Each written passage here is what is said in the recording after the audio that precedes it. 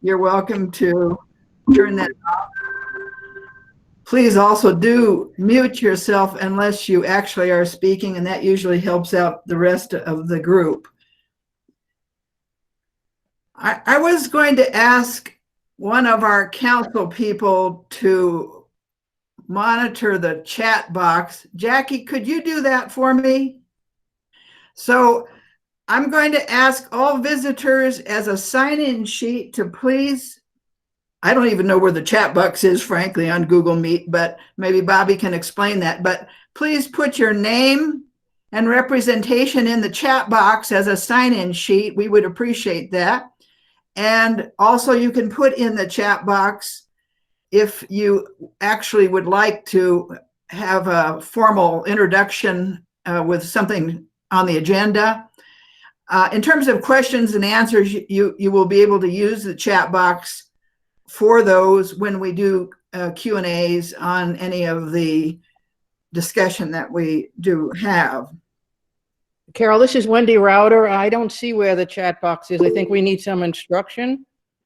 Bobby, yes. So up above, you should have there's like a white box that says, it's got like people in there. It says 20, and then it's got a chat with it's got a little message type box that says chat with everyone.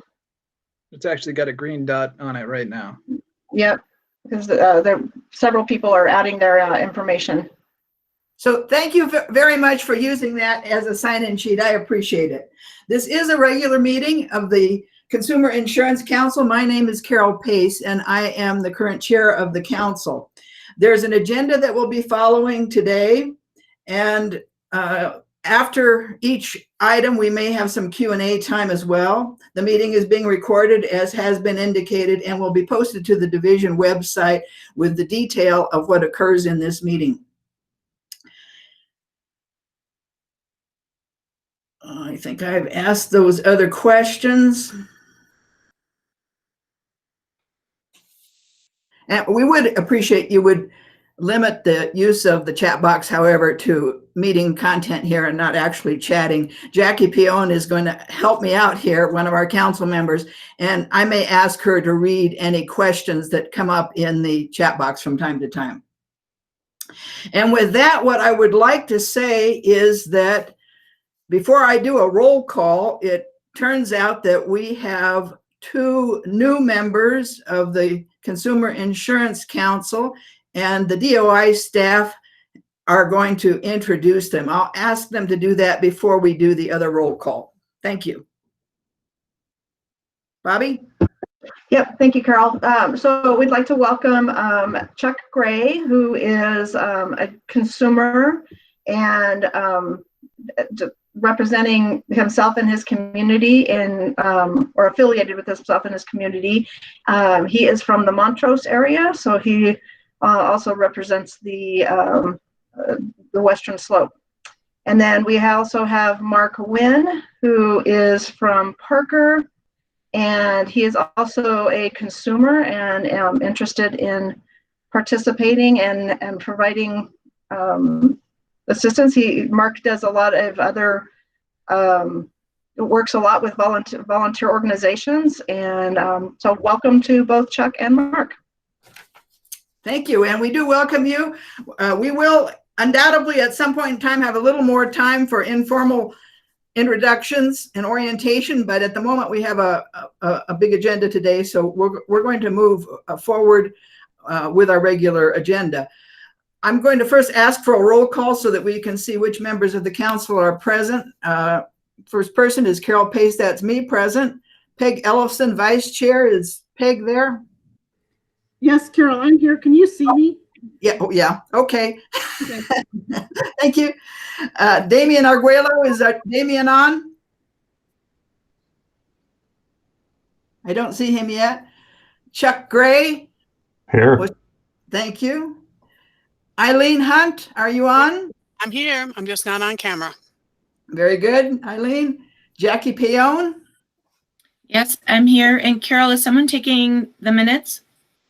No, the minutes aren't needed in the same detail because we'll just use the recording of the meeting. I will take down the key decisions, anything that is identified as a decision from the meeting. So it's not necessary to take individual minutes on this. And Anaya, so I'm in charge of that, Jackie. You can relax. But the chat box, I'm not going to be able to manage at the same time. Anaya Robinson. Here. There you are. And Wendy Router. Here. Very good. And Mark Wynn. Here. Here. Okay, good. We have 100% of the people here. May I just have a identification of DOI staff?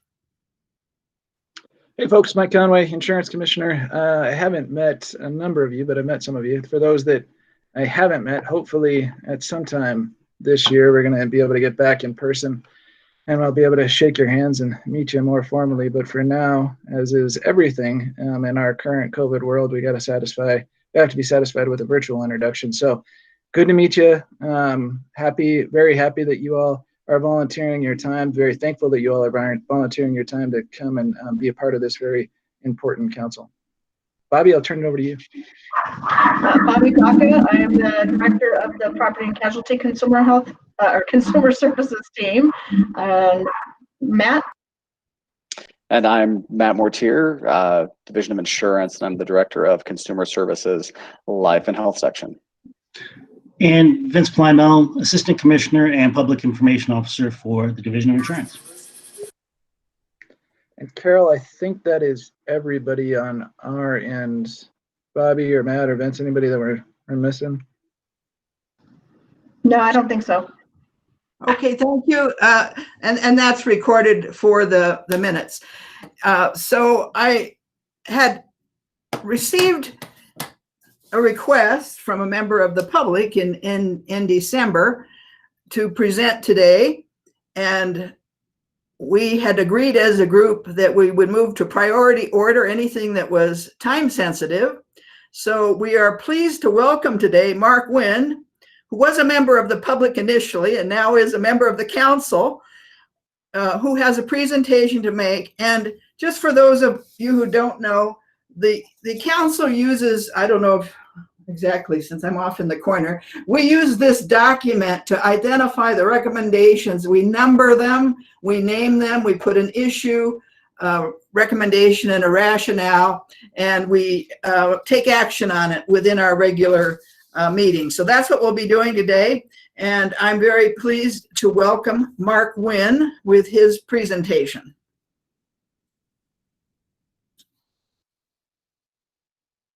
And he's muted somehow.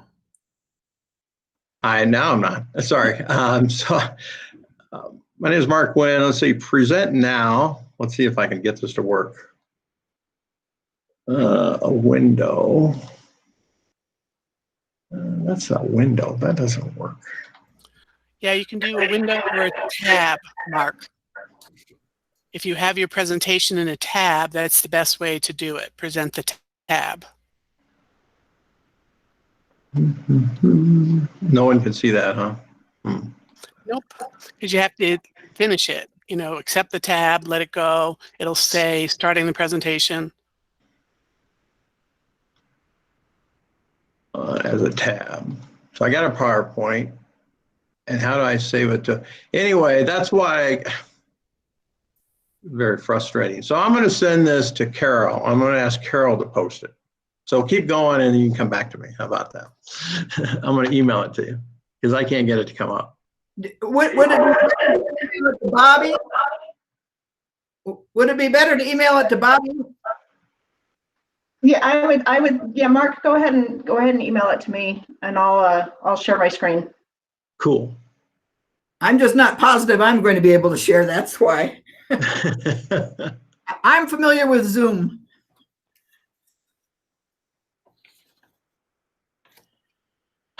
Okay, hang on. Maybe DOI staff, maybe they don't know.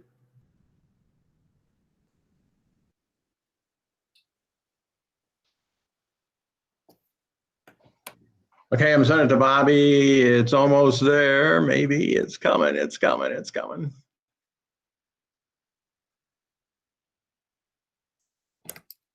If it's a big file, it's going to take it a little bit to get through our firewall. So Carol, why don't we keep going? Because I'm going to have, at least I think I'm going to have to drop off a little bit after 11. So I want to make sure that we're using all of our time. And as soon as it comes through to you, Bobby, why don't you let us know and we can jump over to it. Well, Okay. Commissioner, Bobby should have it now. This is the main presentation. Commissioner Conway, are you interested in saying another word to the group at this point? Sure, I can always say words. Anything? I'm happy to talk about anything you all would like to talk about. Only in so long as we don't have the presentation, but if you want to give any overview about anything, one of the things I wanted to mention to the council was, now that we're in the session, is that it is part of our mission to help identify legislation that we want to promote for a recommendation to the commissioner. And so that might be something you want to mention. Anything about the legislative session? Sure, we can talk about the logistics that might be helpful for folks. So this is like everything in the last year to year and a half. This session is going to be different. They're going to go in, at least the plan that is out there at this point. The legislature is going to convene next week, but for a short period of time. I think they're only planning to be in for 3 days. So they're going to go in on Tuesday or Wednesday of next week. They've got, from my understanding, a relatively limited number of bills that they will try and move through in that 3-day session, 3 or 4 day session. Things that they feel are a priority to get done right now, literally right now. And then the plan is to come back in the middle of February. This is all obviously due to COVID, that they're hoping that if there is any sort of a bump or a spike coming off the holidays, that we should be past it by the time we get, or hopefully, knock on wood, past it by the time we get to the middle of February. So that is when the legislature would come back in, and that's when the bigger bills will move. That's when not only the bigger bills, that's when the rest of the session is really going to take place. So that's about as much as I know as far as the kind of procedural aspects of the session, and how this year is going to be a little bit different than prior years, also different from last year, which was different from all other years. As far as big pieces of legislation that we anticipate going through, there's still a lot of discussions out there about things related to us about on the property and casualty side and on the health side. I think, as has been the case for the last, gosh, I don't know, 5 or 6 years, I am fully anticipating that there will be at least one piece of legislation moving through dealing with pharmaceutical costs. I don't know what that legislation will look like exactly. Over the last couple of years, there's been multiple pieces of legislation, and I don't know if there will be multiple pieces or if there's going to be one or what exactly it's going to be. For any of you that paid attention to the governor's budget request, we did include in the governor's budget request a request for about $350,000 for a pharmaceutical bill, for us to implement a bill to help control costs. But that's about the level of detail that we really went into with it. The other piece that we asked for was about $850,000 to implement a Colorado option. I'm going to pause before I get to the Colorado option piece of it. And Bobby, did you get the presentation? Because the Colorado option piece is going to take. No, it has not come. It has not come through yet. Well, Commissioner, this is Mark Wynn. So my son Alex is on. He can probably share it real quick. Alex, can you share it real quick? Even better. Hey, and hey all, nice to meet you virtually here. Give me 2 seconds to try to present this. Awesome. Isn't it nice what the younger generation can do? If it makes you feel better, Mark, there's no chance in hell I would have been able to get it presented either. I'm useless when it comes to these things too. And hey, I'm going to present my entire screen, so please ignore if you see a pop-up coming via IM during one of my colleagues here, but we should be good. Let me know when you can see the screen. Go into presentation mode. We're good. Awesome. There it is. So Alex, that means you have to, like, when I go through these slides, you got to turn the page for me. That's right. I'm your assistant once again. So let me know when we need to flip the page. Okay. So can I have the floor for about 15 minutes real quick? It's all yours, Mark. Okay. So thank you very much for the time. I think the CIC does great work. That's why I joined it.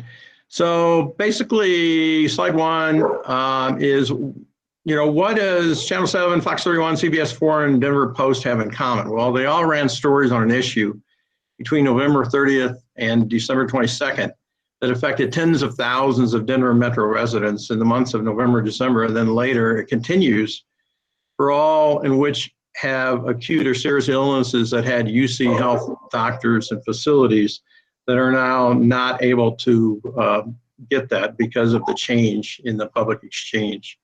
So the headline is Denver Anthem customers on Colorado Exchange forced to switch doctors. This drop was very quiet. Wasn't transparent, or at least transparency that I'm used to on such a big change. And it's a potential discriminatory act by an insurer against a geographical area with high-risk populations. So we'll examine a couple of statements that were made to Fox 31 by UC Health and Anthem that are listed below in the body of the slide one. But off to the right, I indicate highlights. Anthem indicates UC Health was invited but declined to participate, but UC Health does remain in network for all the other Anthem statewide networks, which of course includes Boulder County. I'm going back between Boulder County and Denver Metro for a reason. Then later on, UC Health said, hey, we weren't notified until this fall. It wouldn't be part of Anthem's plan. However, if you really dig into the DOI website, look at the detailed insurance filings, that might indicate otherwise, because on June 26th, there's a filing that indicates that Anthem and UC Health did not reach an agreement for District 3, which is Denver Metro.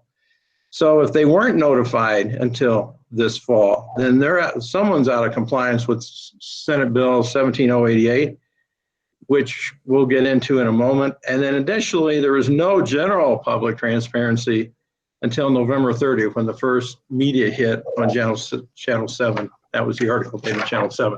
So Alex, slide 2, please. So there are a few issues to go over real quick. The second comments, the public comment that was submitted that I would like DOI to comment on. I guess for the agenda, it's called R12 now, but it was submitted on December 18th. It talks about this year's public comment, section 2020. It was only 29 days to review the plans, the premiums from the insurance companies, and they're also called insurance filings. And DOI notes that they're very technical documents, so be prepared to spend some time.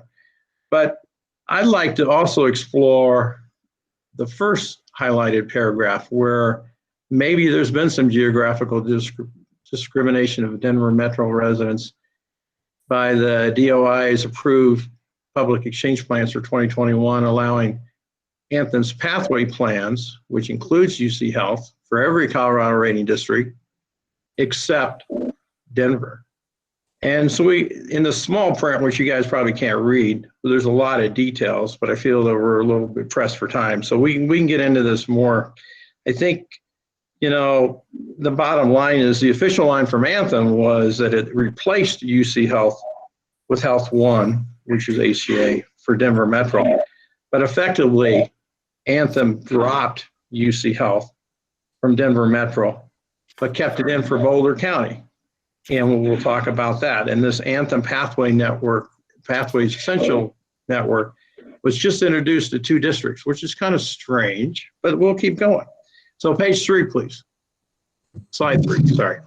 So here's the Legislative Council staff of SB 17088, and it was passed by the Colorado legislators effective in 18 with the intent to not allow insurers to discriminate against high-risk populations in geographical centers. I direct your attention to the 2 arrows. And basically, the way that I read it was the standards by insurer for participating healthcare providers and the public. It has selection and criteria that cannot allow the insurer to discriminate against high-risk population centers by excluding or tiering based on their location and geographic area that contains high-risk populations. So there's really 4 determinants for adjusting premium cost to account for variations in healthcare risk. And I think if you go through the public exchange, you'll also see them. They first ask your age. They also ask whether you have tobacco use or not. They ask your family size. And then they ask for your zip code, which is kind of the geography determinant.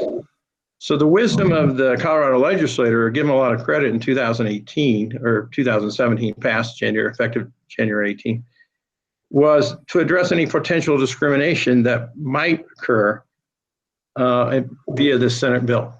Slide 4, please. This is awesome having a son turn for you. This is just awesome. Anyway, Anthem initially, here's the initial filing. You know, I took, in a few moments, we'll go through what the DOI expects of the consumer on a public exchange to go through to find this information, but I already did it. And so you have to dig very deep into the insurance filings, and this is what some of the things that I found. So if you look in the yellow highlighted area, this is initial filing on June 25th, and you'll see by HMO Colorado, which is Anthem, and you'll see rating areas 1 through 9. Now, of course, the filings don't define what is rating areas 1 through 9. That's one of the recommendations. But rating area 1 is really Boulder County. Rating area 3 is Denver. You'll notice that there's an intent by Anthem. Apparently, UC Health and Anthem reached an agreement in 2021 for all the districts, including Boulder County, Area 1, rating Area 1, but not for Denver Metro. A little curious. So that's on June 26th. Slide 5, please. Again, small print. I apologize for it, but there's a lot of information. So in the insurance filings, I just noticed that there's no public comments on this filing for Anthem Pathways, for any of the HMO Colorado, which is really Anthem. And I started looking around and I go, well, that maybe it's because the filings, even the DOI admits, are very technical documents. So be prepared to spend some time on it. So I spent about 30 hours looking this, trying to research how technical are these, and they're pretty technical. So at the very top of the page, I direct your attention that, you know, I kind of remind what SB 17088 was an attempt to increase public transparency of possible high-risk population geographic discrimination by insurers, require 60 days prior to implementing a decision, provide written notice to a provider with an explanation of the decision, and inform the provider of the right to request the insurer to reconsider the decision. So I have the following questions, not to be answered by the committee today, but just for thought. Did the required communications occur with the required explanations on June 26th between Anthem and UC Health? Did the DOI ensure the communications take place? If not, what corrections were taken? And then just for UC Health, I just put another quote. UC Health on November 30th to Channel 7 said, "We were not notified until this fall that the insurance carrier was removing our facilities from its existing plan, which is why we won't have an alternative plan ready for the exchange by January 1. Next slide, please. So now we get into, real quick, some people don't even probably know that the public exchange, the regulations that the DOI approves, first they split up the state of Colorado into 9. We call them geographic rating areas. I call them districts. I apologize if I'm using the wrong terminology, but 9 districts, 9 rating areas. And their plans are designated, offer coverages by these 9 districts. The important part, I feel, is that Area 3, Denver Metro, which has over half the state's population, has a lower median household income than Boulder County, which only has 6% of the population. So 85,600 per the 2019 census data for Denver Metro, and then Boulder County is 88. 3% less household income. Slide 7. Thank you. So if you look at another thing in the filings, the DOI website, you'll kind of see their template for, hey, these are how negotiations turned out this year. So the Public Exchange publishes like a silver plan comparison chart. And at the very bottom, in very small print, which you guys probably won't be able to see, but I'll make this presentation available to anybody who wants it. It's basically an example of all the plans for the silver plan for a 40-year-old person, premiums per month, which including average CSRs, which I guess are cost sharing reductions, which are basically subsidies to help our Colorado citizens reduce their healthcare costs by qualifying for subsidies when their median household income is below certain threshold levels based on family size. So you see this chart, there's 8 participating insurers this year, same as last year, and Anthem's listed first. And then you'll see to the right where the yellow arrows are, you'll see again the wrong designation. It says 1 Boulder. That's not the city of Boulder, that's Boulder County. And then you'll see that I've highlighted area 3, which is Denver. That's not Denver, that's Denver metro area. There's 10 counties in Denver metro. They're kind of broken up by SMSAs. And you'll see that under the first yellow highlighted area, Boulder County, Boulder County has without health, UC Health, and you have the stated premiums listed per plan. And then right below that, you'll see that Boulder County, for an extra average $53 a month or 13% more, they can obtain a policy from Anthem that includes UC Health. But if you walk over to the second arrow under Denver, you'll see that there is an Anthem Pathways Essential Plan for Denver, but not an Anthem Pathways, which includes UC Health for Denver. That's interesting, to say the least. Slide 8 is, I just want to complete real quick. This is just the second part of the remaining districts 6 through 9. Again, some of those cities listed, there really should be counties or whatever designation. It just indicates Anthem, just as the DOI has stated after December 1st, that UC Health is in all the public planning options except for Denver. Slide 9. So I got to looking at, this is a slide from that the Anthem Network Anthem Network overview for Colorado in July 2020 kind of indicates that, hey, under Anthem Pathway, the plan that was rolled over from 19 to 20 to 21, it includes both HCA, which is Health One, and UC Health. So I guess that all the districts have access to UC Health and HCA except for Denver Metro. Denver Metro actually had access to UC Health and HCA in 2020. And basically what happened was it effectively eliminated UC Health via the creation of its Pathways Essential HML Narrow Network, which is just a subset of the Pathway Network. How do I know this? Because I had to make a PCP appointment on December 23rd with a Health One PCP provider, and it was in network. Number 2, I confirmed via online Anthem chat that Skyridge Medical Center, the big hospital down here in South Denver Metro, is in network for my 2020 Anthem policy. And I could just go on and on. You could go to the Anthem website if you're a policyholder, and which is,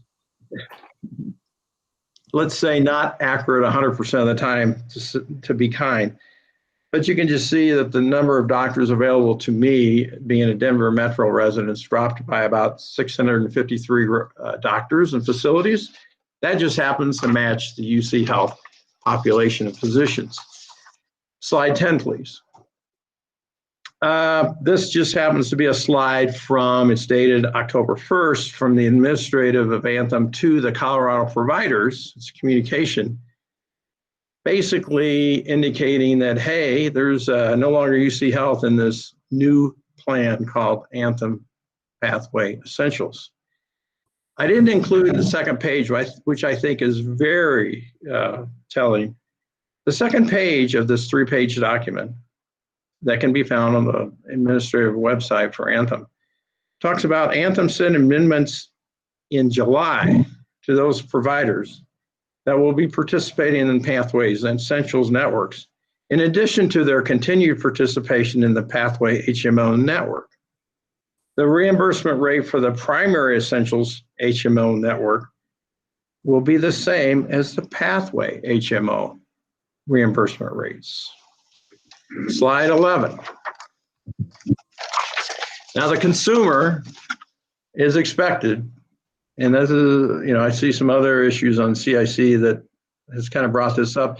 They're expected to watch the DOI website for announcements. And one of the recommendations that's included in R12, and I think I see some other recommendations, is kind of improve the communication techniques of the public exchange to the consumers of the public, customers of the public exchange.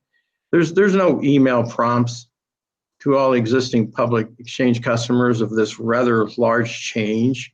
There is lots of email prompts from Connect for Colorado saying, hey, you got to enroll between November 1st and December 15th. If you miss the deadline for December 15th, you can still sign up by January 15th for effective February 1st for 2021 policies. But this is just one of the announcements that you'd have to search for. And it does indicate that it opens up the public review period of filings, but it closes on August 26th. So it gave the public 29 days, nowhere near 60 days, to review these technical filings. Page 12, please. So we'll go through what the DOI and Connect for Colorado expects you to do to review the insurance filings real quick. First, you get on the DOI website, you find out where the insurance, how to review the insurance company filings. But don't worry, there's a 19-page instruction guide to help you try to figure out the correct search criteria.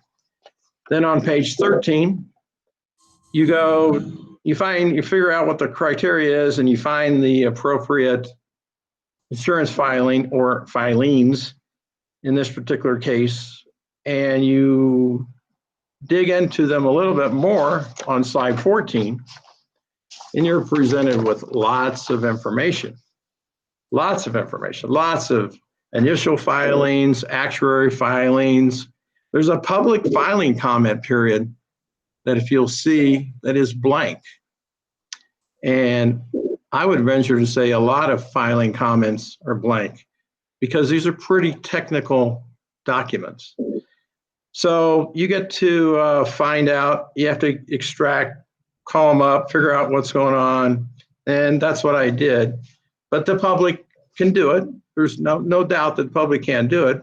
There might be just ways to improve the accessibility of such reviews. Page 15. Thank you.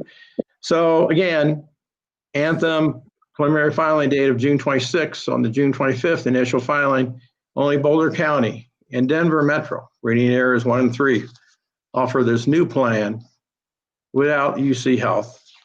On page 16, slide 16, please.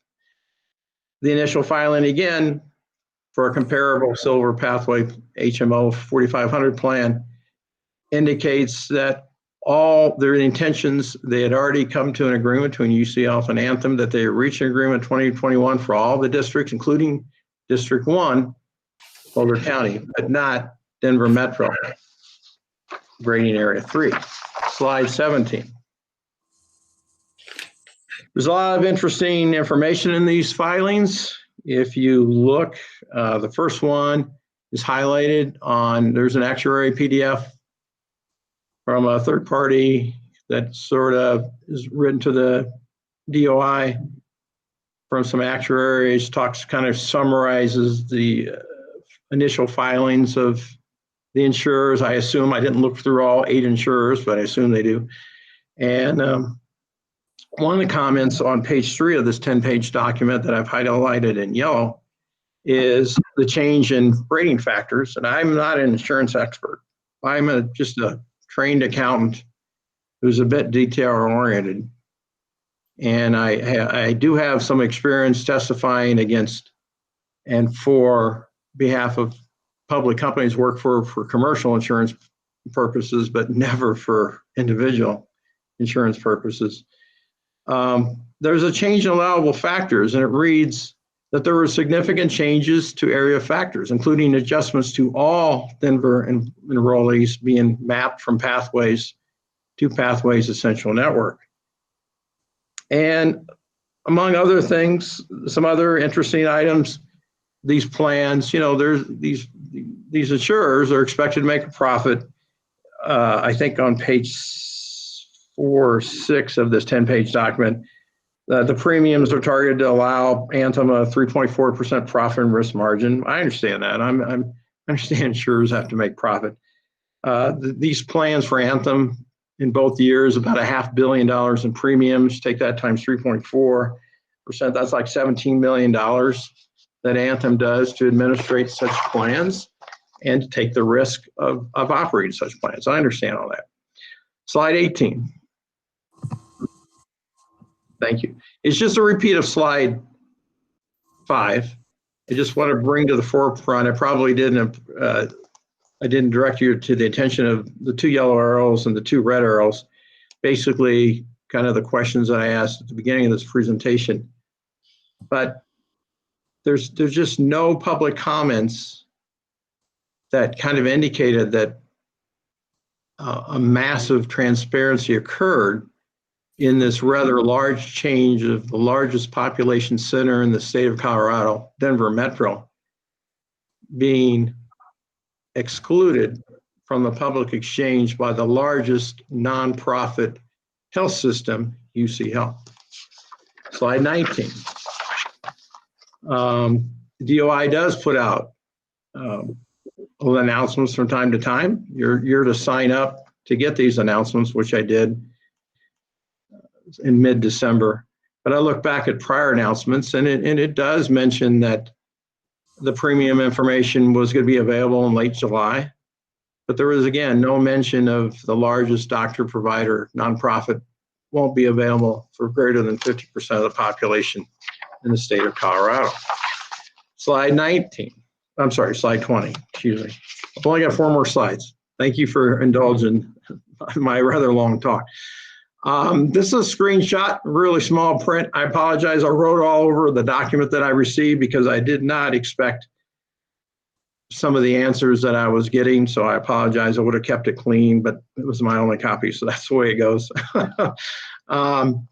So the providers, the public exchange customers probably all did receive a letter in the Denver metro area similar to that I received because I live in Denver Metro. But when I read the red paragraph, it was red arrowed paragraph and the yellow arrowed paragraph. It was pretty darn confusing to me. But I did read it several times. It kind of dawned on me, oh, well, then, okay, well, then I thought to myself, well, Anthem's dropped out of UC Health for my county. So I'll just look for UC Health within one of the other 7 providers.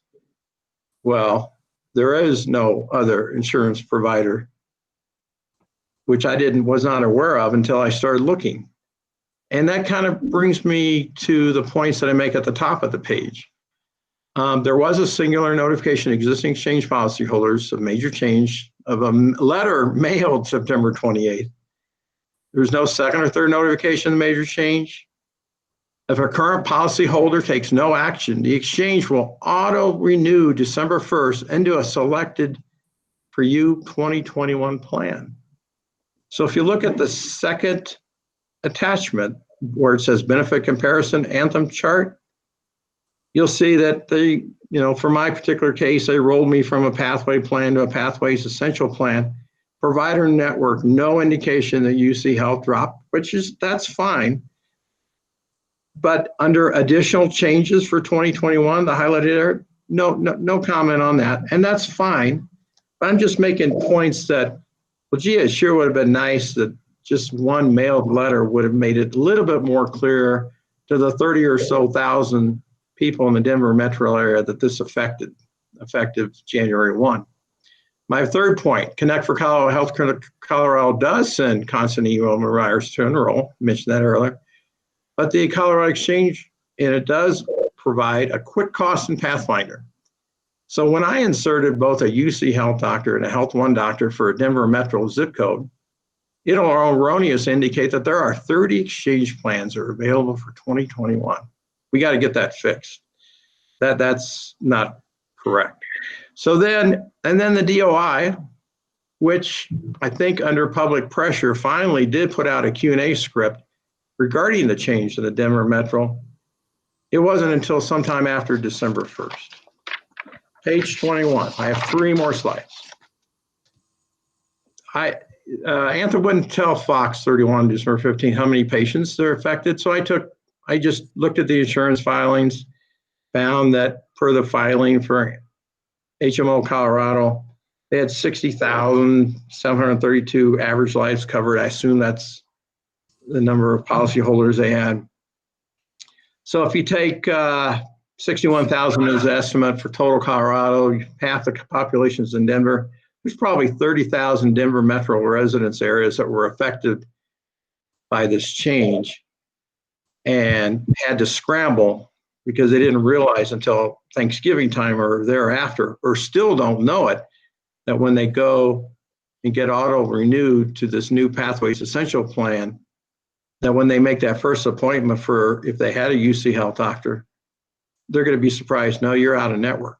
Or for a lot of us that have critical, acute cancer, serious illnesses, they're scrambling to get this 90-day continuity of care that Anthem by law has to consider to get the medical director to okay. And then after that, what are those people going to do?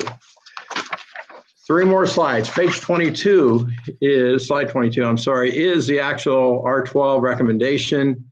I just kind of reproduced it on the slide for consideration for the committee. I did in bold type add just a few clarifying comments, but I did not change the intent of the recommendation that's in R12 that was submitted on December 18th. Slide 23 is a repeat of slide 1, but now that I'm,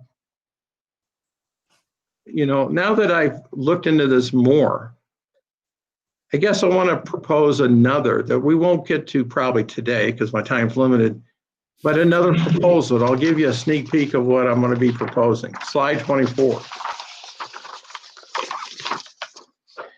That there appears to be, unless documentation can be produced as early as June 26th, as to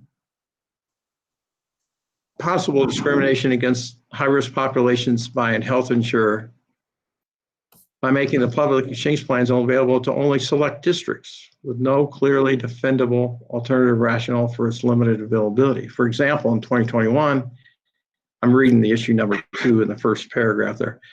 Anthem disallowing Denver Metro to enroll in the Pathway Network, allowing every other Colorado district to purchase it without a rationale that proves it's not discriminatory practice to entirely avoid the health risks of the Denver population. And there's a recommendation and then there's rationale that would be repeated if I said it. So thank you very much for the committee for your time and consideration for approving at least the December 18th R12 proposal. And if we have time today or maybe at a later date, we'll talk about the second proposal on the slide 24 that you're looking at. Consideration that is the second proposal. So thank you very much for your attention to this matter. Thank you very much, Mark. I'll turn it back to Carol. I will just summarize. So the responsibility of the council today is to identify either we pass, defer, or don't refer on a written recommendation to the commissioner who happens to be present today. But the role of the council is to have an action on the written recommendation. And I might even ask you to go back to that slide 23, I think it was, that has that written recommendation. So that's what the 9 council members are being asked to do today, whether or not to move forward. It's also in your material, your packet for today. Basically, it's just a recommendation to the commissioner that there be additional time in the insurance filing system, if I can just crudely summarize that, with the detail being provided here in this presentation, which you will be able to access at any time because it's being recorded. So that's what we're being asked to do. Before you all get to that, I want to circle back to just Mark's presentation and unpack a few things, so because I think it'll help color where you all end up going with the recommendation. But just a minute, Vince. I guess, Carol, point of order. What should the staff be commenting on the recommendations of the consumer, of Mark, the CIC to the commissioner, or I just. Mark, I'm Yeah, not. and we may need some structure to it. What I was going to suggest was that we go ahead, as long as the 9 council members understand what they're being asked to do today, that we now open it up for discussion and questions, if any have occurred in the chat box, and take a few minutes to do that. This doesn't, again, we welcome Commissioner Conway's comments and any other members of the public who are here today or representing other organizations, but again, just simply helps clarify our responsibility. I would suggest, however, that all 9 council people unmute themselves during the Q&A so that you may reflect on anything that's being said. Is that okay, Mark Wynn? I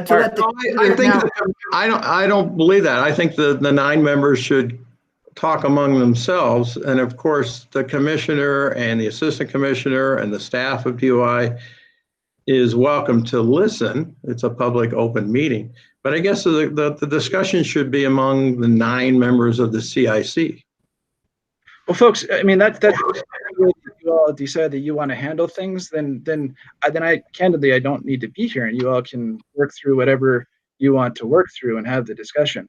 There were just some certain things that Mark during his presentation talked about that I think would help if you understood a few different things about, for example, Senate Bill 1788, right? The background on Senate Bill 1788. So again, point of order, Carol, is it among the 9, or are we going to have a big, broad discussion now? Well, I guess on a limited basis, I'm willing to hear from anybody who wants to put input into the discussion. But again, I'm only one of the 9, so any of the other 9 can weigh in right now.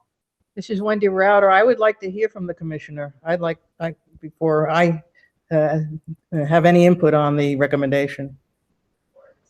This is Peg Ellison. I would also like to hear the commissioner's comments. This is Anaya Robinson. I would also like to hear the commissioner's comments. Jackie Payon, I agree, as long as it's clarification and gives us additional information. I think you can proceed, Commissioner. So it's been an interesting discussion for a variety of different reasons. Let me start with the kind of just base aspect that we absolutely need to do a better job of communicating. We at the division need to do a better job of communicating when a change in a network of the magnitude of UC Health leaving Anthem's network happens. And that I think is part of the recommendation, but I would encourage you all to tease that out a little bit of how you think that we can do that. Because one of the issues, candidly, that we run into that is constantly, and this is across all lines of insurance, it's not just health, is that we run into death by notices for folks, that they get so many notices from us and their insurance company that it becomes too much of a big mess. So if there's ways that you all think that we can kind of highlight changes like this and we can do a better job of communicating, I'm absolutely all ears. And we'll work on it on our end too, because like I said, there's absolutely a component of this that we needed to do a better job of communicating this change than we did. And we need to figure out how to do that. So that part, leaving that part aside. On Senate Bill 1788, so that came from, I know a number of you are familiar with the Colorado Medical Society, but the Colorado Medical Society is the advocacy group for doctors, is the basic way to say it. There you hear folks talking about them as CMS quite a bit. They ran that bill in large part because docs were getting dropped from networks and they were getting put into different tiers by insurance companies without any notice whatsoever. And they were confused about why it was happening. They never got clarity, or quite often they didn't get clarity from insurance companies about why it was happening. So that was the genesis of that bill, and that was really the main intent of that bill. The vast majority of insurance contracts between insurance companies and hospitals, they're very, very, very sophisticated contracts. And they have provisions in them similar to what Senate Bill 1788 requires between the hospital and the insurance company. To the best of my knowledge, there wasn't any violation of 1788 by Anthem in relation to what happened with UC Health. But it's certainly something that we can ask a question or two of Anthem and find out exactly when how they went about notifying UC Health and when that all occurred, and whether there was any issue with 1788.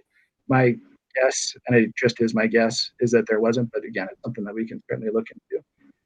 As far as the network itself, and whether there was discrimination along the lines of what Mark presented during the presentation. So the way that we review network adequacy, right? What our review is relatively limited. We have to go in and we look to make sure that the insurance company has enough doctors and enough hospitals in network to cover the folks that they plan to have coming through the door. And UC Health not being in the network with Anthem didn't impact their network adequacy, didn't impact whether they could satisfy network adequacy requirements. Let me say it that way. And as a result of changing to Just Health One, and this is a big part of the conversation, and it's absolutely something that we're always interested in because affordability drives so much. As part of Anthem moving to just having Health One in network, they were able to lower their rates in Denver by 20%. And about 19% of that decrease came from switching over to Just Health One. That doesn't change the fact that we've got to figure out ways to encourage UC Health in particular to be more competitive in the Denver metro area, so that we can get them hopefully in network going forward with the carrier. But I think it's a really important point to really highlight here is that Anthem was the last carrier to have UC Health in network in the Denver metro area. All the other carriers already didn't have UC Health in network. So there truly isn't a discrimination issue or a network adequacy issue with UC Health not being in network. It's a matter of trying to figure out ways to make sure that we can get UC Health to be a little bit more competitive so that we can make things as affordable as we possibly can in the Denver metro area in particular. So I think those were the main points that I wanted to touch on. I'm happy to answer any questions that folks have though too. And thank you. And I want to respect the point of order that our new council member asked for as well. So you've had a few minutes to respond. I appreciate it, Commissioner. But at the same time, council members, it is now time for you to weigh in and ask questions about this presentation.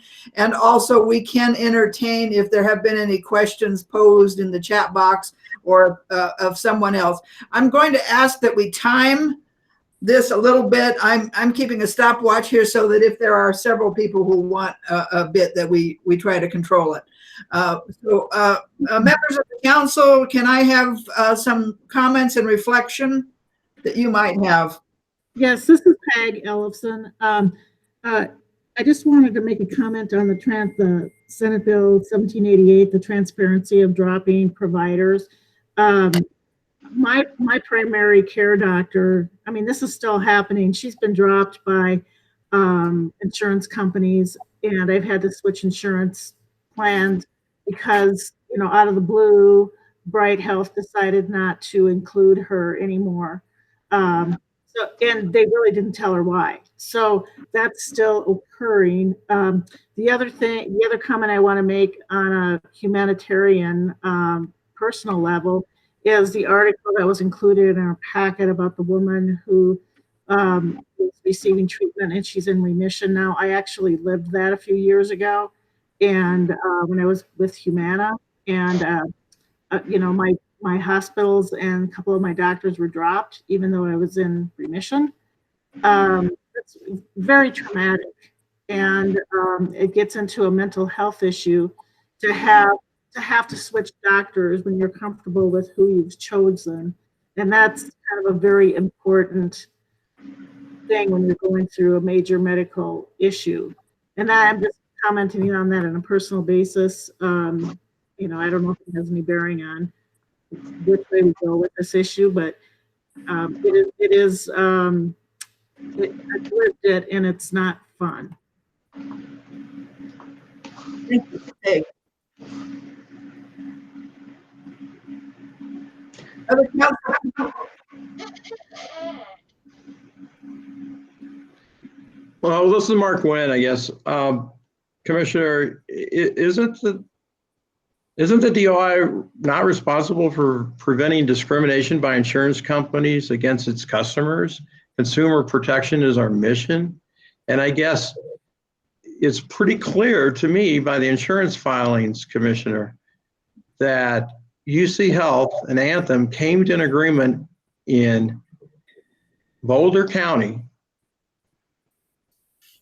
but didn't for Denver Metro, even though almost, the greatest majority of UC Health is in Denver Metro. How is it, how are we protecting the consumers if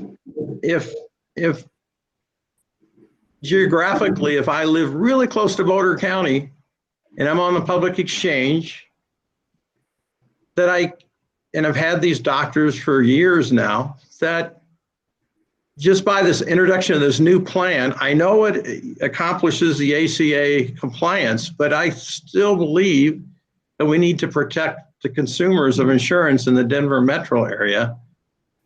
It's either all of them, either Boulder gets dropped or Denver gets put on, but you can't have, in my opinion, it's discriminatory. So I just don't understand that. And that's why, the recommendation is written the way it is, the first one, and the second one definitely will address the issue that I just brought up. Sure. So I appreciate kind of your vantage point on it, Mark, but it's truly not, it's not a discrimination aspect. So narrow networks, let's talk about them from the aspect of narrow networks. Narrow networks are something that have been really in part of the healthcare marketplace, and a growing part of the healthcare marketplace from the moment that Kaiser came into being.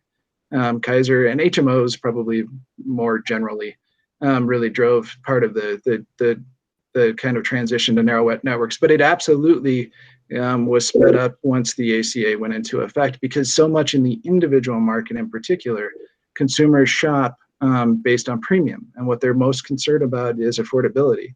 That's what respectfully, Mark, let me finish. I'll let you go as much as you want, I promise.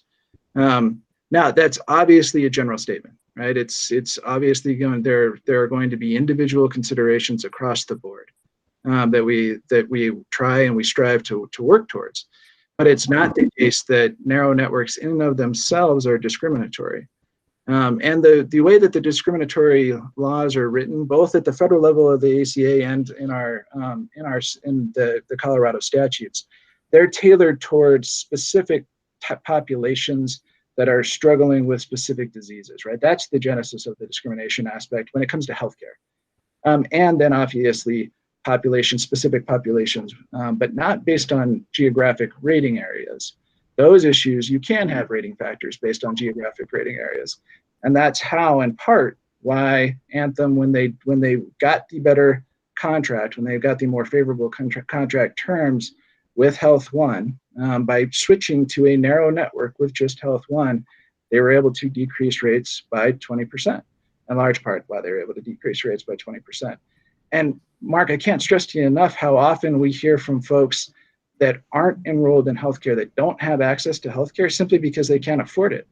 So a decrease in premium of 20% is a big deal. It's a very, very big deal. And it's something that we encourage, and that we're always asking the carriers to find ways to get more efficient. That's a big part of what we pay insurance companies to do, right? Is to go out and negotiate on our behalf in order to save us money. It's a significant portion of why we pay them premium dollars. So that's the background of the aspect of the change from having UC Health in network to going to just Health One. But it's truly not a discrimination aspect. So we're to accept, Commissioner Conway and others, that if you live in Boulder County, for UC Health, you can get, for $53 more a month, you can get a policy for UC Health and HCA, whereas Denver Metro, where the vast majority of UC Health expertise, doctors, facilities are located, can't obtain that, and that's not a discriminatory act based on geography. If Anthem did not provide a reason to UC Health for as to why, it's not documented anywhere why that occurred. It's the same type of issue. They also, UC Health or Anthem doesn't have Boulder Community Hospital in their network. They don't have a number of different hospitals. They don't have any of the Centura hospitals in their network. They don't have Rose Medical Center. I think they don't have Rose Medical Center in their network. It's not, so it's network adequacy. Network adequacy at its very, very base level is that you have to have the number of doctors and hospitals in your network that can provide the care that is needed in the community, right? That's the network adequacy requirement. Discrimination based on hospital systems isn't something that's not a discriminatory practice. Yeah. And hey, this is Alex Wynn. Can you hear me? Okay. Am Gotcha. I allowed to comment here as a just member of the public? Commissioner, you speak a lot of the same language I do. I work for a very large insurance broker and have been doing so for almost 10 years now. So network adequacy, affordability, narrow networks, that's what I talk day in and day out. And a ton of kudos to my dad here. He's put together this whole presentation and navigated this all by himself as I've just been doing my own thing. But I did want to ask you just a couple questions or maybe address a couple things that you brought up here, which is, accurately called out that they were, Anthem's carving out UC Health in the Denver metro area to keep it affordable, right? Because they get better contract terms from Health One. I guess the pushback I would have on that is if you look at their medical loss ratio that ACA has protections on, to if they collect too much premium as a ratio to how much claims they pay out, they have to pay money back to the members. So meaning that their premiums that they set were too high. Well, Anthem had to do that with their pathway network, right, in 2019. You would suspect that and that means they're making more than over above. I mean, even if they were 5 or 10% higher than that, they'd still be making profitable money. You'd suspect they're probably going to see that again in 2020. So I guess the affordability pushback they might have, I'd have a harder time believing, since they clearly earned more than enough last time that they offered this plan, right? That's absolutely the case. So Anthem, you're right that Anthem, at least my guess is that they're going to have another refund in 21. A big portion of that refund is stemming from the 2018 rate still. So the way that MLR refunds work, it's a 3-year average that they pay refunds for. So it's every 3 years. So it'll be 2018, 2019, and 2020s MLR that they are or not paying refunds for in 2021. But a big portion of the current refunds, the refunds that are being paid in were paid in 2020, stem from the 2018 premiums. And if folks remember, 2018 premiums, those were a reflection, for lack of a better way to say it, of the repeal and replace nonsense that was going on at the federal level in 2017. We were heat of repeal and replace when the carriers filed their rates in 2017. We didn't know that whether we were going to have an individual market going into 2018, but carriers across the board had an uncertainty factor, for again, lack of a better way to say it, in their rates, and their rates ended up being too high because the marketplace actually responded much better than anybody thought that it was going, or a lot of people thought that it was going to. So those refunds are still coming through, and then 2020 with the pandemic, the medical loss ratios have been low. Going to be low for 2020. So you're going to continue to see refunds, most likely, Alex, probably for the next couple of years. Yeah, and that's great. That means that we should see those premiums continue to stabilize a bit, right? And I think a clarifying point, because I guess I could sense a little bit of maybe missing argument, is in terms of the discrimination. I think it's more about Anthem not offering the same product, if you will, of insurance to someone who lives in one zip code as a zip code right next to it. It's not the discrimination of, oh, they're not in health, right? A carrier can have the network however they want, but to not provide a rationale of why my neighbor who's in across the zip code line in Boulder can purchase this, but I can't. Why is it? And maybe, and I don't know whose responsibility that is. I mean, I understand that insurance carriers they go through the network adequacy. That's what we do for our clients, even, right? Large employers. Make sure that you called this out earlier. There's adequate network access. So what's the rationale that someone in Boulder can purchase this plan, but someone in Denver can't? Is that a question that we could raise to the carriers when they're submitting these plans to protect the consumer from potential discrimination that looks like it's because of their health risk? And I get that you're providing alternative rationale in terms of contracting rates. But. Yeah, and Alex, you bring up an interesting point, right? That if it was like, take it to the typical actual discrimination. If the Denver population on average suffered more from any particular condition, or their medical loss ratio on average was worse, and we could actually tie the exclusion of UC Health in some way to something along those lines, then maybe there would be a discriminatory practice that we would be looking into. But it's simply not the case, that because you don't have a particular hospital system in network means that it's a discriminatory practice. It's a huge problem for folks that have UC Health docs that are in treatment with UC Health. That's why we've got continuity requirements in place, both in federal and state law, and that's why, to Mark, to your point about our FAQs, why we talk about continuity of care requirements that are in place. But it is absolutely a huge problem for those folks. But it's just by not having a particular hospital system in place, that alone isn't a discriminatory practice, and that's the part that I want to make sure that we're fleshing out a little bit, because that seems to be where there's a little bit of confusion. This is Peg Ellison again. I just have another comment. As a individual self-employed person that's had individual coverage for the last several years, we pay exorbitant rates for a banking network, to the point where I have Anthem, and I will go to a provider and they'll say, yeah, we take Blue Cross, but we don't take that Blue Cross. So, I ended up paying out of pocket for an MRI, because the provider said, well, this would be anywhere. If you pay direct, it's $400. If you put it through your insurance, it'll be $700. So it kind of, when you're self-employed and you have the individual plan, you kind of feel like you're paying, one way and another.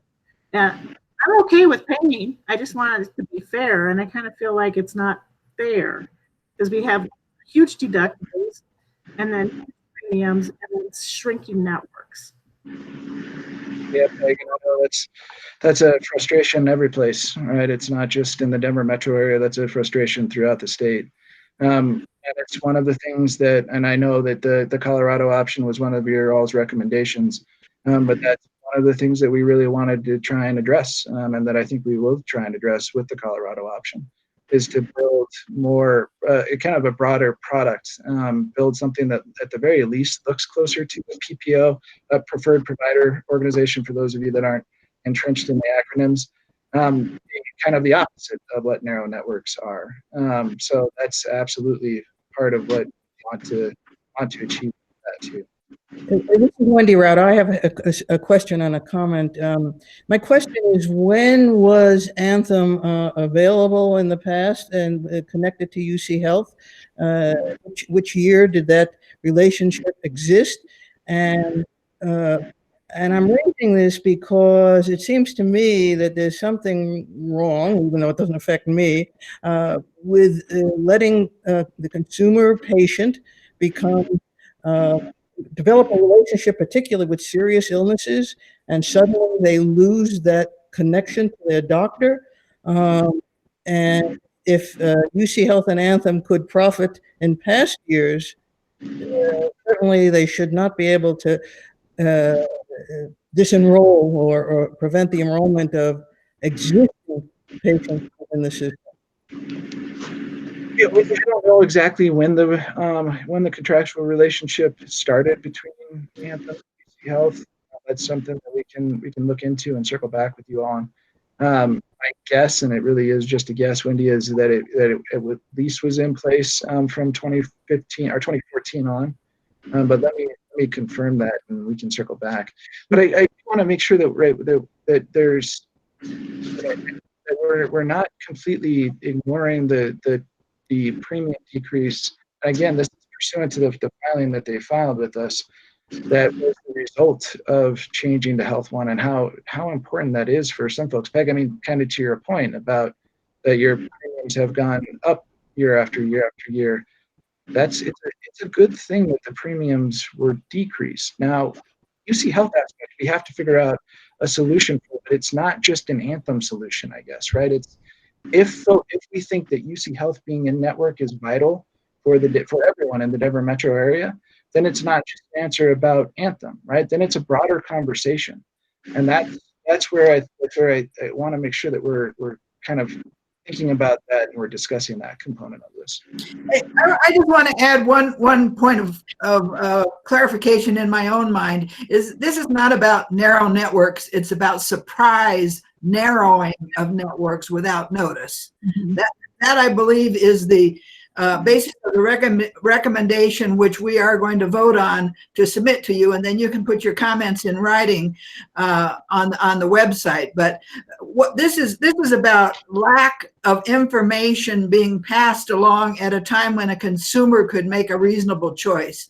Literally pulling the rug out from under them, sort of like pre-existing conditions kind of a thing. Surprise medical billing is when you get into the hospital and it turns out the anesthesiologist is with a private group and is not in your network at all. That's surprise medical billing. This is in my, this is how I clarify it, is Mark Wynn had pointed out in his document that somebody could go to a doctor on that plan having been auto-renewed in May and get services at CU Health without knowing that a bill was going to come telling them that they were out of network. People are simply not aware of their plan, especially when there are dozens, hundreds of plans. But anyway, that's just my clarification. It's not the narrow network. You can buy something going in, understanding the premium and the docs. It's change and notice. That's how I see his. And I think to Commissioner Conway's point about health not being on any plan, and this is probably another subject about networks or another discussion about networks, but when you're diagnosed with cancer, you want to go to the very best doctors that you can find. And UC Health is viewed as such. So I think there is an issue there with getting them in network with the individual plans, and that's probably another discussion and maybe another recommendation that I'll make. But that's just my input on that. Can I make a comment? This is Chuck. Can you hear me? Yeah, please. Well, I was thinking, I mean, I'm not qualified to say whether Anthem's doing anything wrong in this, but As far as disclosure go, that was something that we had problems with out here at Montrose. We've got holes in networks out here that are pretty scary sometimes, and the department had to help us out trying to figure out even to get a doctor at all. And it makes me think that one big thing that's already been touched on is the disclosure aspect. I mean, I want to know what I'm buying, and I've always thought that Anthem should go through, review their network every year, make sure that it's not stale. We found a lot of holes in network anyway, regardless of just a big hospital like this, and make sure that they correct and bring their networks up to date each year for all providers and hospitals, and then disclose that in time for people to make a good choice. We don't have a lot of options out here anyway, but in Denver you have a lot more options. But yeah, that disclosure thing to me, and making sure that if you've got holes in your network, that you disclose that to people in a way that they can make a good decision and that they know about it, because this seems like a pretty important hole, just like some of the holes we've encountered out here. This is Anaya. I just want to make sure we're being conscious of time. We're 2 minutes over this agenda section, and we still have 8 recommendations we didn't even start talking about yet.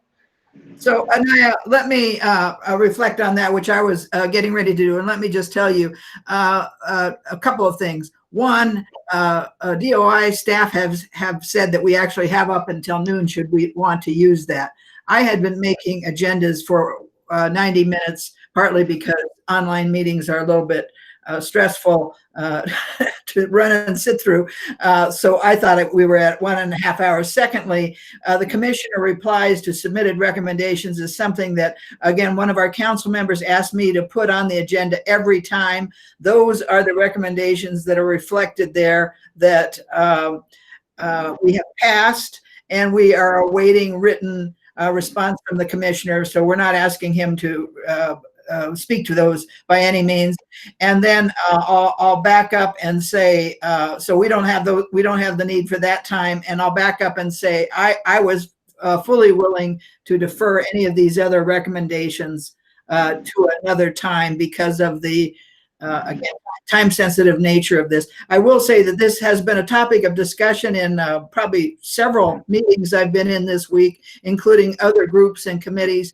And one of the things that other groups are, and legislators have set in on those, and one of the things that people are considering is putting together some kind of legislative action that then would be voted on the legislature. So perhaps that's a solution.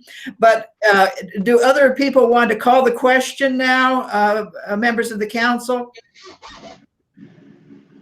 I'm sorry? This is Anaya. I move that we vote on this recommendation. I think a lot of the conversation we've been having for the past hour doesn't necessarily have any direct correlation to the recommendation itself. So I would like for us to vote and move on. Okay, any other last thoughts? Well, this is Mark Wynn. In response to Commissioner Conway's comments, it was true that Denver Metro got a 20% decrease because they threw out UC Health.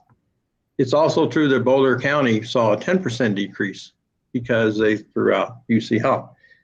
But the point is, Boulder County, for an extra $50, can get UC Health, and Denver can't. And the geographical differences is not the reason Anthem should be able, I'd be interested to see, as you're going to follow up, Commissioner, based on SB 17088, what the notification was, what's the reasoning provided to UC Health, why did UC Health say they weren't notified until this fall, et cetera, et cetera, et cetera. But yeah, I move it. Let's vote on this first recommendation. Okay, I'm going to, for consensus by 9 council members. That's what we are asked to do for the new council members. We are asked to reach consensus, and consensus means that it would be a general thought. We felt like we could all live with the recommendation. We're allowed to add dissenting opinions to anything that we pass on to the commissioner. And our responsibility is not to reiterate this last hour of of discussion simply to reflect on the recommendation that is on the paper there, which again is about notification. Does anybody need that recommendation summarized again by either me or Mark, or is everybody good on what that says? Can I have then the vote? And the vote simply means is everybody in agreement with this recommendation? Are there dissenting opinions on this recommendation? What can I get behind people? This is Peg. I think we should move forward. I received a notice from Anthem regarding UC Health, but had I been a new customer of Anthem, I don't know that I would have received that notification. So are you saying the language be changed, or you're just making a comment for the tape I'm here? just making a comment, but I think we might need to work on the wordsmith, the recommendation a little bit, but I think the general idea behind it, we should move forward with.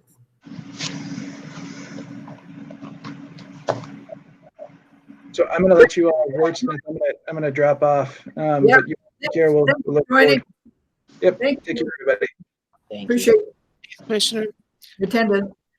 So the way the recommendation is written, I do support making this recommendation to the division. Okay, thank you, Eileen. Others, do any comments? This is I agree.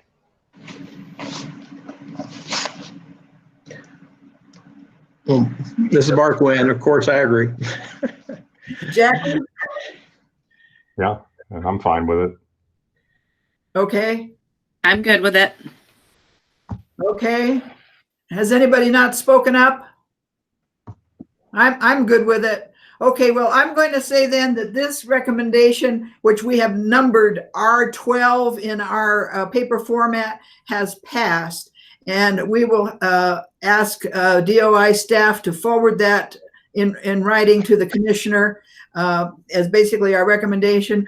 Mark Wynn, our new member, has told us that there may be future recommendations that he would like to add to this, and I think that is how we're doing a lot of these things. Now, again, out of respect for what Anaya just said, that we're not sticking to the agenda, as I said, I had in my own mind that this was an important thing to pass, and I would just ask, so my understanding is, again, there are no written recommendations or replies from the commissioner to review at this time, so strike that from the agenda. We can either do some approval of the minutes. I would suggest that we probably delay other recommendation discussions. But what's your pleasure?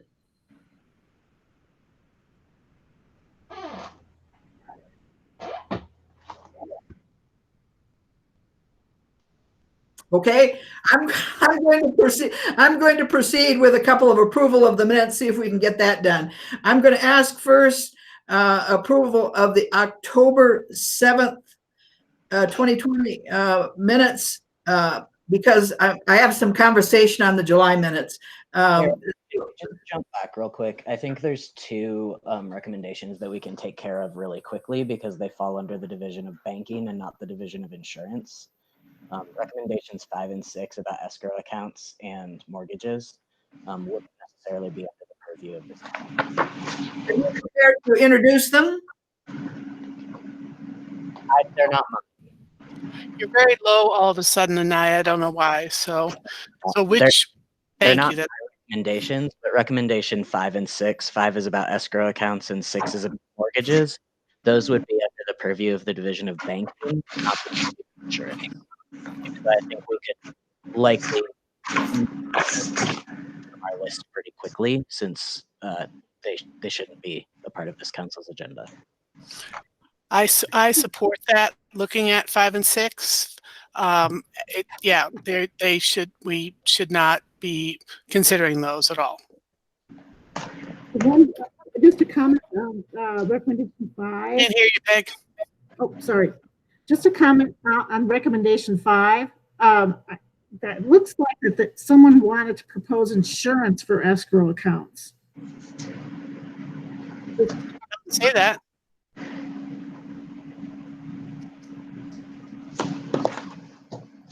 It just says that they lost their escrow. Yeah, so, and I'm in real estate, so if your escrow account gets stolen somehow because of fraud, wire fraud, or whatever, how do you get that money back? And I think the intent of this, and I wasn't the one that submitted it, but I think the intent, the way I take the intent, is they're proposing there should be some kind of insurance in case there's loss of funds because of wire fraud or someone hacking or whatever. That's just it would seem to me. Sorry, and sorry. It would seem to me that the real estate, whoever manages real estate transactions in our state, should have the opportunity to review this, and that we shouldn't assume that that's what this consumer is asking about. I think. I like how you're recommending that this be deferred until we get additional information. Darrell, do we know who proposed this, number 5?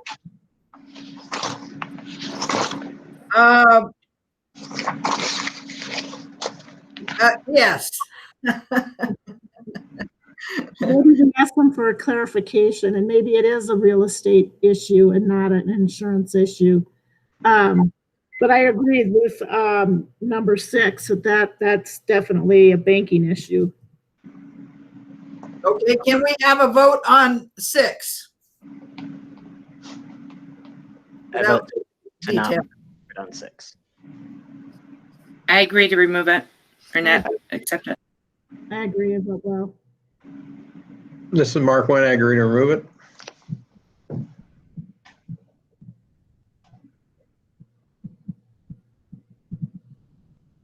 Anybody else have any opinions, or that one's acceptable? Okay, we'll consider that one passed. We'll consider 5 is seeking. Is that correct? We had all voted to remove 6, not to pass it. Oh, I'm sorry. Yeah, to remove 6 because it's a banking falls issue. under the purview of the Division of Banking, not the Division of Insurance. So this council shouldn't be passing recommendations to move forward to a division that it has nothing to do with. Okay, I didn't understand that. I thought there was a mortgage insurance involved here.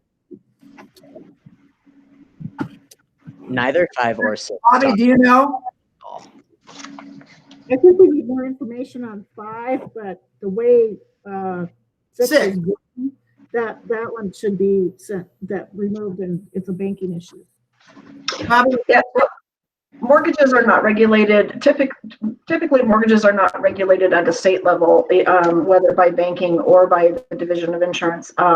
They're regulated at the federal level, with the exception of possibly credit unions or state-run banks. So that would fall under either financial services or banking.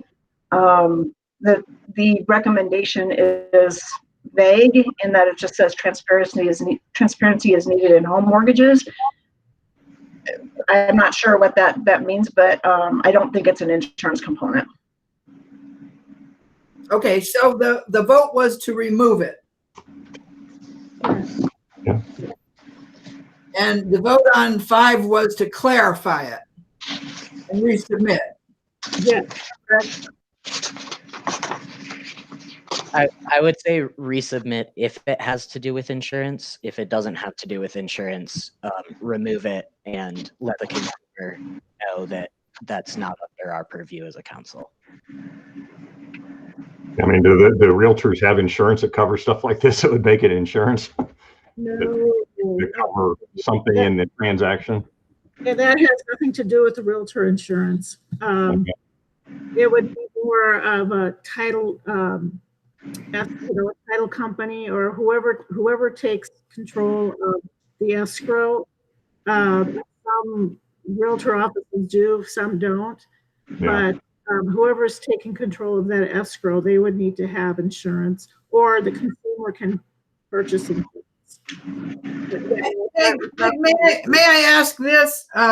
May I invite the member of the public to direct the comments to you so that it's not a field that some of us are familiar with, and you can decide if there's anything relevant to resubmitting? Yeah, that's fine. They're working in that world, so yeah, they can. Make use of your expertise if they're interested. If they're yeah. If they want to clarify, if they can want to call me or email me to clarify, you know, what exactly they're asking for here. If they're asking for the insurance, because there is wire fraud out there and it's kind of scary. So yeah, I would be happy to talk with them. Okay, thanks. Now, Anaya, are we good with moving forward? I guess what we really need to know is, does anybody wish to stay beyond 11:30, or you want to go with the timing that I had put down there and wrap up here? I'm fine hanging out. I'm okay, but I have a hard stop at noon. Yeah, well, absolutely wouldn't go beyond noon. Okay, well, and anybody who has to drop off, I guess, go ahead and drop off. So what I wanted to do was at least look at some approval of the minutes. So as I say, I'm starting with October 7th, and I want to thank Wendy for taking minutes where we simply reported on the topic that was being addressed and the result of the discussion, whether we passed, deferred, or dropped something, which I think is a far better way to keep our records. And now that we are allowed to record the meetings, we can offer the public and anybody else who wants to review it the full detail by simply going back to the whatever audio device is put onto the website. So I think we're in much better shape, especially with a long presentation like today. But I would ask, does anybody have a motion to approve the minutes of October?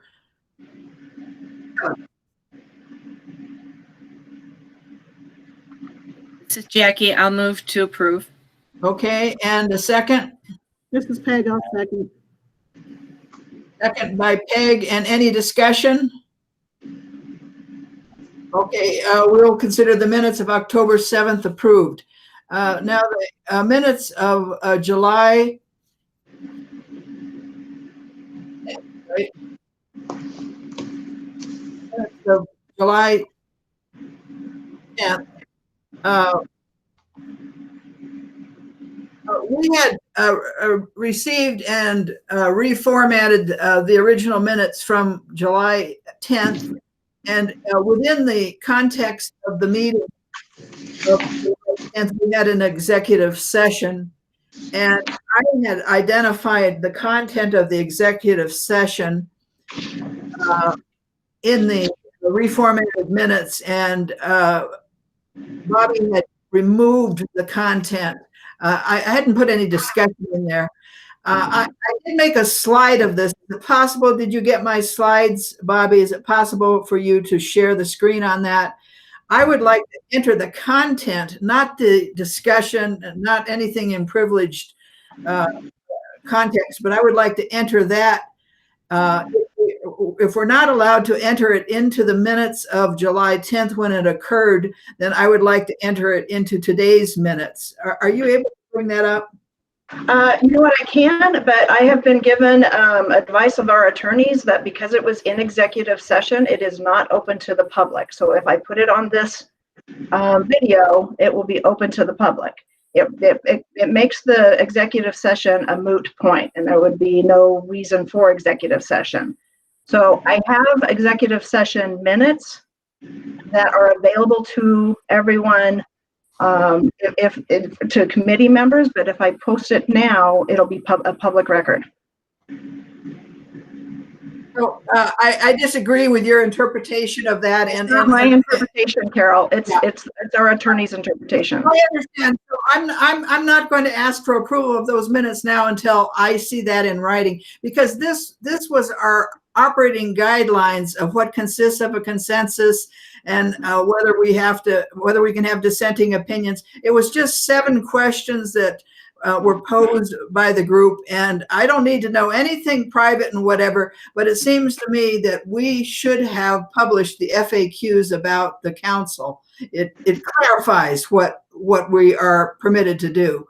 And so I simply will ask the AG again, Bobby, that no problem. If the AG says we can simply, cannot have that clarified, I don't understand how we can go forward. If the answer was made and we can't clarify it, I'm just proposing that we put it in new minutes, So here's what I'm saying, Carol, is that you guys got the clarification from the AG's office when you went into executive session. That's all fine. The problem is that it cannot make it a public record. Otherwise, it makes the executive session a moot point. It takes away the confidentiality of the executive session. So you guys can talk about it all you want, and I can post it if you want to take the recording off, but I'm not going to record it and make it a public record. Can we draft what Carol's getting at? Can we draft frequently asked questions so the public is aware of how the process works with the question? I'm confused about why we would need to do that if we're going to publicly post our guiding document once we finally decide on that. That should have everything that we went over in the executive session and received answers for during the executive session. I agree with Bobby. I don't see a need to ever make public notes from executive session. Otherwise, it's pointless for us to ever enter into one. I agree with what Anaya just said, because we already had many conversations in previous meetings about what our guidelines are. And once we publish those guidelines, then we have achieved the goal of telling the public what's going on. So this is Jackie. I'm wondering if, and I may be wrong, but I'm wondering if Carol is looking for just a statement that clarifies the major purpose of the executive session, which was to clarify some administrative questions, and it would be a broad statement that wouldn't describe the specifics. Is that what you're looking for, Carol?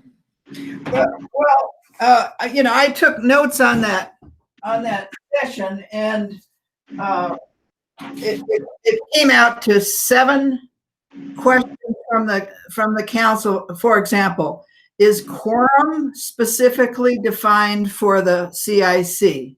Carol, you're getting into the confidentiality of the executive session again. I would recommend, if you guys want to talk about it, that you take the you stop recording.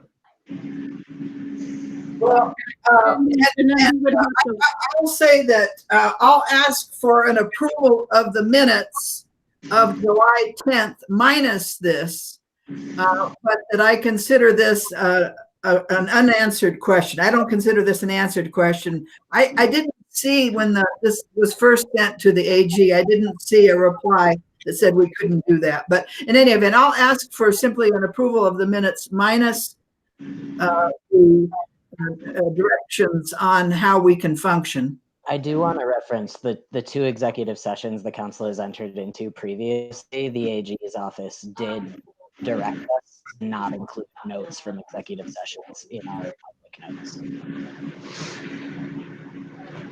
Yeah, I agree. We should understand that, but when something comes out of an executive session that becomes a direction, it seems like somehow we have to codify the direction, not the discussion.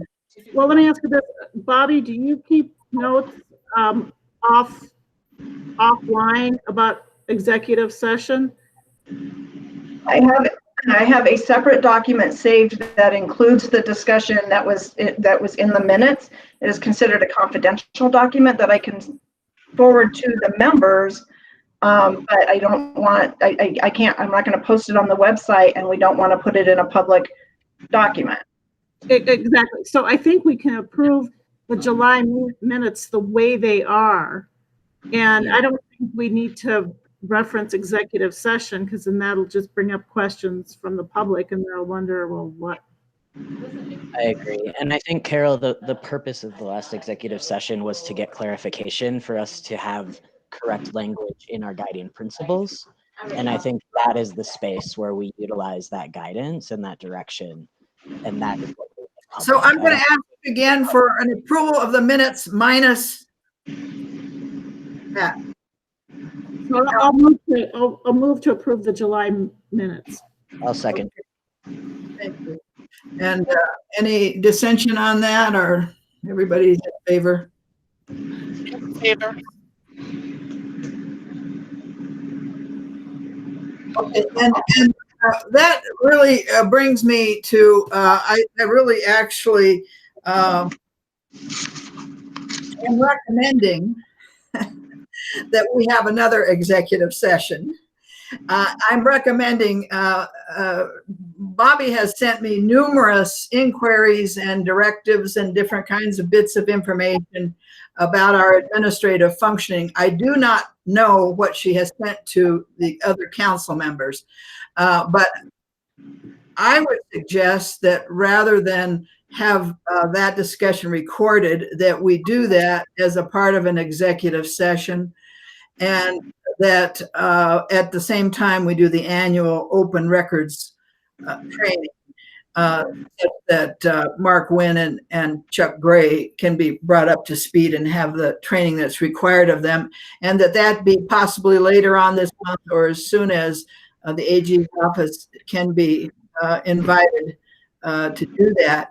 And any questions such as I just had, clarification, did you really mean that we can't publish in any way, even for our own usage, statements that you made, that we can do those in an administrative a session, and people get their questions answered.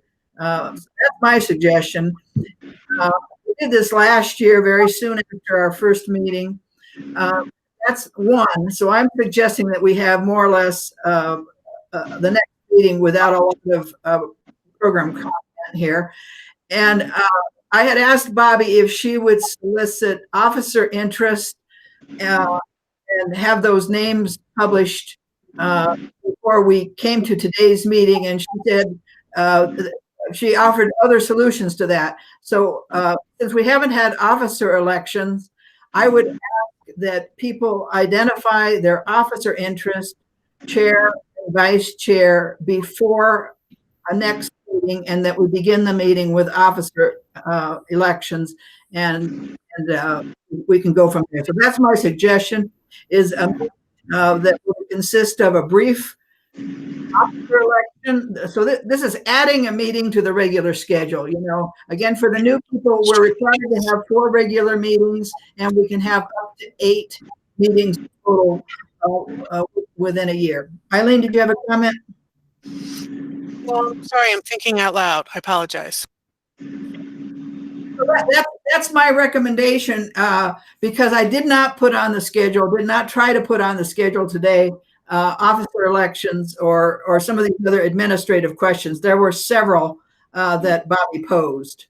So that's my recommendation for an, I don't know what we call it, just a special meeting. Do I have commentary on that? Do I have a vote on that? So this is Jackie. Carol, I guess my question is, does it really need to be an executive session or just a special session? It doesn't sound like there's anything that's really confidential. Can we just have it as a special meeting? I just thought that since 2 of our members are required to do the open records training, I thought that could be after our officer elections and any administrative discussion that doesn't require input, but if people have input on that, they could take it to behind the executive session wall. So an executive session is only if you guys are requesting attorney, for the attorney to weigh in on and provide legal advice. Otherwise, there's no need for an executive session, and there's no need for executive session for an open meetings training.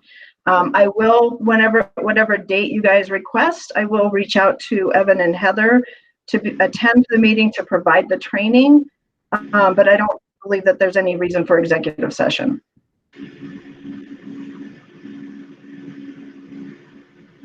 In any event, I propose a meeting prior to April. So, and we have already determined that the training for the new members of the commission needs to happen in a meeting with us, with those of us who've already been trained.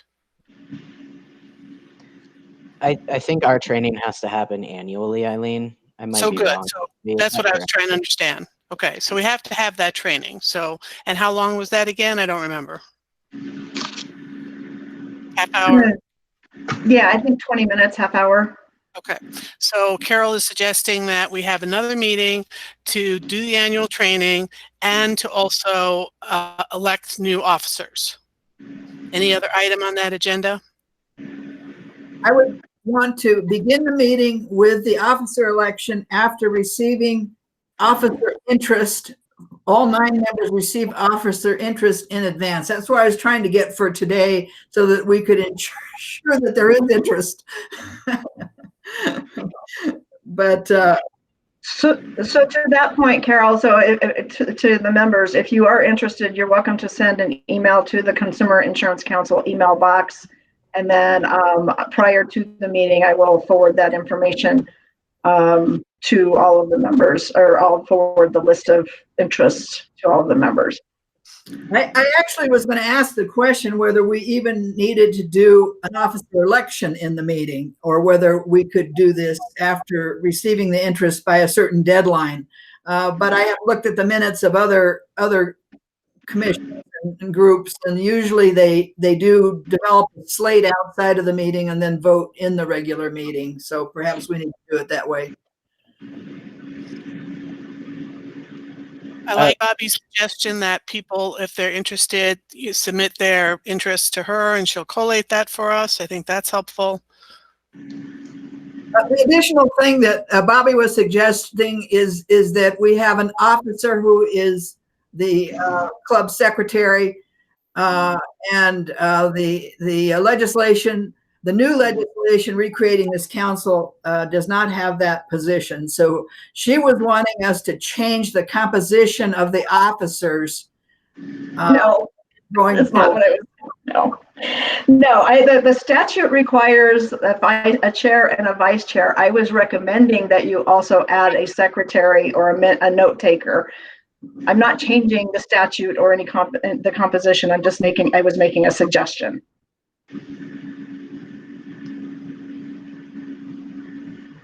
So that would not be part of the slate that we would be collecting until that discussion is held. So right now, we only have officially a chair and a vice chair, correct? That's what the legislation calls for. Okay. Yes. And Bobby is suggesting that we consider having a secretary. And what was the other option, Bobby? Just consider having a secretary for. Carol had said that she would like some consistency in the note taking, and I thought that if you had somebody that did it on a regular basis, that would be consistency in that process. That makes sense. That makes sense. So, and Carol has pointed out earlier that because now we're recording the meetings, the need for a secretary is less, not reduced, but not as critical as it was before. So, there are 2 things here. I don't consider a secretary a note taker. It was not in the previous council. A note taker is a different role, and we have to actually define what that is. I'm not trying to codify a position for a council member who I think should be free at all times for the discussion. Anaya looks like he has a headache and would rather not discuss this. So I say that we do, the first is that Bobby solicits discussion from the outside slate of officers for the positions that are available. And I'm moving that we have a special meeting. I would like us to add the guiding principles to the special meeting as well. We still haven't approved guiding principles, and we've been in a year now. And I'm going to be very, straightforward about that. Is my feeling was that the architecture of this new group was not to pave the path until we had made the path. And I think now, after a year's meeting on an entirely different formatted council, where we have an entirely different mission, I think it's clearer what kinds of expectations we have for operating. And also, we've had the clarification from the AG. Not we can say it out loud. To Anaya's point, it hasn't been codified and it's not published on the DOI website. So we have an understanding, but we haven't actually put it together in a formal document. So that was going to be my suggestion as well. In this meeting, we're going to have our annual training. We're going to elect officers, definitely a chair and a vice chair. May or may not make time to talk about a secretary role and if we want one, but then we should be codifying the operating principles because they're not formalized yet. I agree with Eileen, and I just put my 2 cents in. I think we should have someone designated. It doesn't have to be officially called a secretary, but someone to take the notes so that the chair does not have to do it and that they are consistent. And we can further discuss that during that meeting if we want to talk about administrative details. This is Mark Wynn. These sessions are now open records. They're being recorded. I mean, I'd pay somebody to review the tapes, have a transcript. You don't need a secretary.